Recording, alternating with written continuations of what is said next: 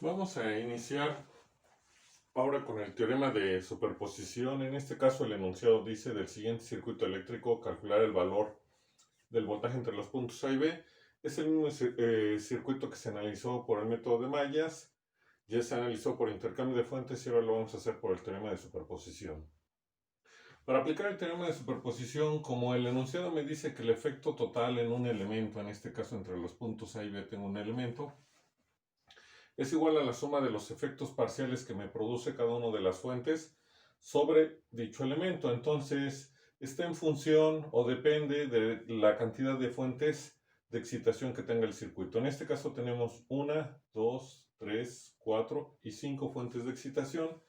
Entonces, por ser 5 fuentes, el voltaje entre los puntos A y B se va a obtener a través del voltaje entre los puntos A y B debido a la primera fuente, el voltaje entre los puntos A y B debido a la segunda fuente, el voltaje entre los puntos A y B debido a la tercera fuente, más el voltaje entre los puntos A y B debido a la cuarta fuente, más el voltaje entre los puntos A y B debido a la quinta fuente. Es decir, voy a tener que sumar cada uno de los efectos que me produce cada una de mis fuentes por separado.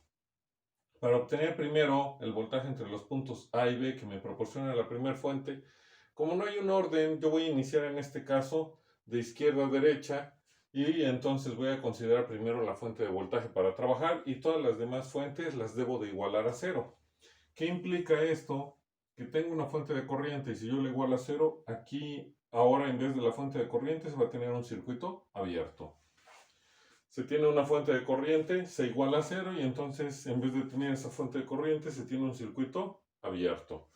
Se tiene una fuente de voltaje al igualar a cero, entonces ahora lo que va a quedar es un cortocircuito. Una fuente de voltaje que se iguala a cero, me va a quedar un cortocircuito.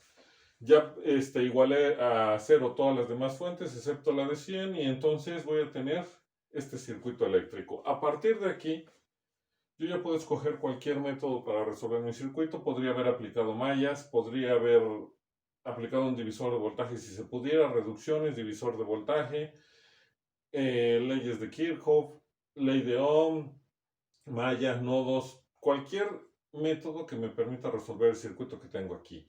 En este caso, como estoy ubicando que tengo dos puntos que le voy a llamar X y y desde el punto X, si me traslado a través del circuito hasta el punto Y, tengo un circuito serie formado por una fuente de voltaje e impedancias. ¿Qué puedo hacer? Pues puedo aplicar intercambio de fuentes. ¿De qué manera? Recuerden que al aplicar el intercambio de fuentes, yo tengo una fuente de voltaje. Siempre que tengo una fuente de voltaje debe estar en serie mis elementos. Entonces voy a calcular la corriente de esa fuente de voltaje y esta corriente le estoy llamando I su índice 1 y va a ser igual al voltaje o a la tensión 1 entre la impedancia 1. Donde, ¿quién es mi voltaje o tensión 1? Pues es el voltaje de la fuente, que ya no lo utilizo en forma polar, sino que la transformo a forma rectangular y sería 100 más 0i. Desprecio el 0i y me queda 100. La impedancia 1 son todos los elementos que están en serie desde el punto X hasta el punto Y. Entonces vamos a sumar 7 menos 5i más 10i más 3i más 15i igual a 10 más 20i y son ohms. ¿Por qué digo que son impedancias? Recuerden que cuando no nos den unidades en los elementos pasivos, debemos de considerar siempre, si ya están en números imaginarios, qué valor o qué signo tiene el capacitor y la bobina. Siempre que la bobina o los inductores de mi circuito, todos en imaginario, sean positivos, eso implica que estoy trabajando con impedancias y por lo tanto los capacitores deben de, cuando estén en imaginarios, deben ser negativos y con eso me aseguro que son impedancias. Estos elementos tendrían que ser resistencias porque no puedo combinar impedancias con admitancias. Todo mi circuito debe de estar formado por impedancias o todo mi circuito debe de estar formado por admitancias.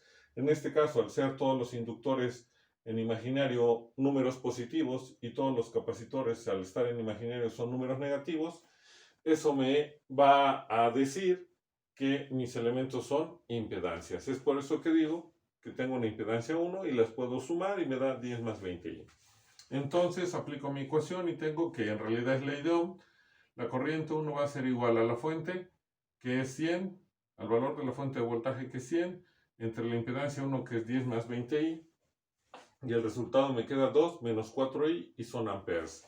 Yo voy a manejar los números los números complejos rectangulares y no polares porque es más práctico realizar operaciones. Entonces, una vez que tengo mi circuito que estaría en verde, como se puede ver que tengo una fuente de corriente, una rama, voy a hablar de ramas y no de impedancias. Una rama en paralelo, otra rama en paralelo y otra rama en paralelo. Es decir, tengo una fuente de corriente con 3 ramas en paralelo. ¿Qué detalle? Esta rama está formada por un elemento, esta rama está formada por 2 elementos que están en serie, por lo tanto, recuerden que cuando los elementos están conectados en serie tienen la misma corriente, por eso indico que es I2 para los dos. Aquí tengo 1, 2, 3, 4 y además está donde yo quiero calcular el voltaje. Recorre la corriente porque llegaré a este punto. La corriente de la fuente llegaría a este punto en el cual se divide hacia abajo, continúa hacia abajo y en este punto sale hacia la derecha con toda esta trayectoria hasta llegar acá.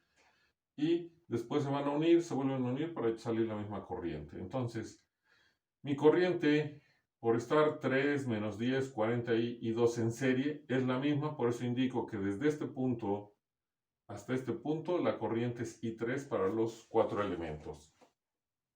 Y entonces puedo decir que del circuito, cuando yo quiera calcular el voltaje entre los puntos A y B, debido a la primera fuente, por eso el 1, como me están pidiendo el voltaje de AB, tengo que observar o definir cómo es la corriente cuando la dirección de la corriente, en este caso del divisor, es la que hay en esta rama.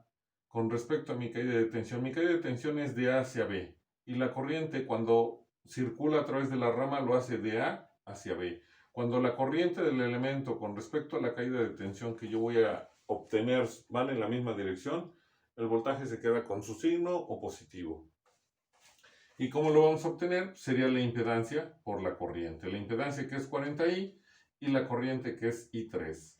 Como ya sabemos que hay que determinar el valor de I3, entonces aplicamos el divisor de corrientes para más de 2 impedancias en paralelo. Recuerden que hay uno para 2 impedancias, pero si tengo 3, no tengo por qué reducir las ramas. Las dejo así y aplico mi divisor. ¿Y qué me dice mi divisor? Que la corriente 3 va a ser igual. Recuerden que todo divisor siempre ponemos nuestra línea de división y en el numerador va siempre el valor de la fuente, que es 2 menos 4i. Y va a multiplicar a la impedancia total, pero como yo tengo ramas de impedancias en paralelo, y son más de 2, se aplico el inverso de la suma de los inversos. Y sería el inverso sería 1, sobre 1 entre lo que vale la primera rama, que es un elemento y es Z1, aquí queda, más 1 sobre lo que valga la segunda rama, como son 2 elementos, lo sumo y me queda 10 menos 20i, más lo que valga la tercera rama, que al sumarlas me queda 3 más 2, 5, menos 10 más 40, menos 10 más 40 y menos 10i más 40i me queda más 30i.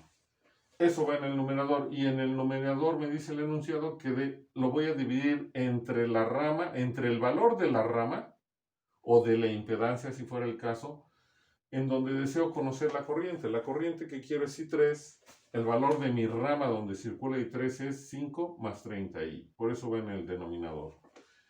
Haciendo operaciones queda menos 0.83333 menos 2.5i y son amperes.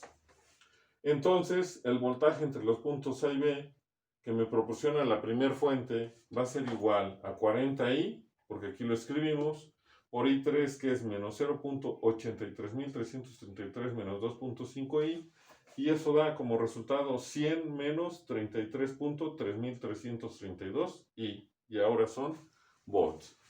Ya determinamos el voltaje entre los puntos A y B que nos proporciona la primera fuente, entonces habría que hacerlo con cualquiera de las otras 4 fuentes que faltan, y así hasta terminar con las 5 fuentes. Continuaríamos con este proceso.